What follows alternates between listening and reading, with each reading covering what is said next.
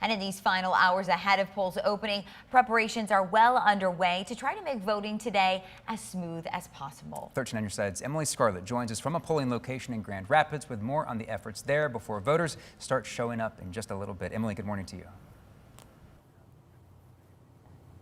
Good morning, Jay, Meredith. That's right. We're live this morning from LaGrave Avenue Christian Reformed Church in Grand Rapids, one of the many polling locations voters will be heading to in just a couple of hours. And this morning, we're speaking live with Grand Rapids City Clerk Joel Hondorp and talking about what efforts are underway to make sure voting today goes as smoothly as possible. So we'll talk about the basics, things we've heard before, but we want to make sure voters are prepared. What do voters need to have to make sure they can show up and vote today? Yeah, so what we tell voters is know before you know, make a plan for the day. So go to www.michigan.gov/vote and you can check your voter registration in there. When you go to the polling place, they'll ask you for your photo ID. So make sure you have your photo ID with you.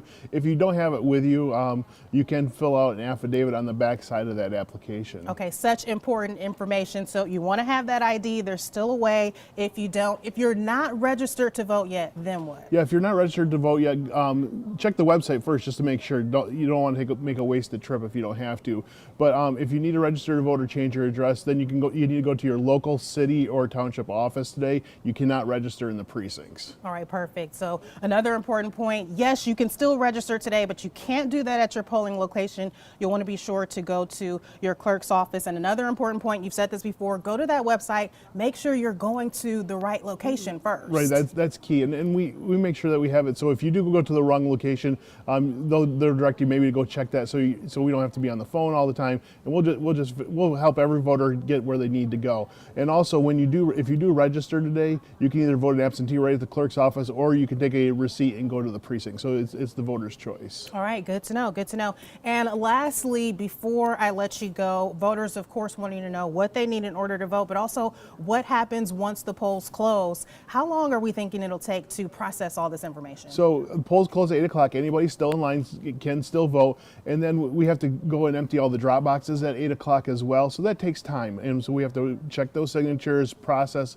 those into the qualified voter file, and get those over the AV counting board. So we could see precinct results somewhere between the 9 o'clock, 10 o'clock hour. But the AVs all depends on what that last batch of ballots. So when voters can know that there are going to be late returns, but it's part of the process. It's nothing that's out of the ordinary. All right, so you've heard it before. Pack that patience today. We'll be out here all morning long, making sure you have what you need before you head to the polls. Meredith?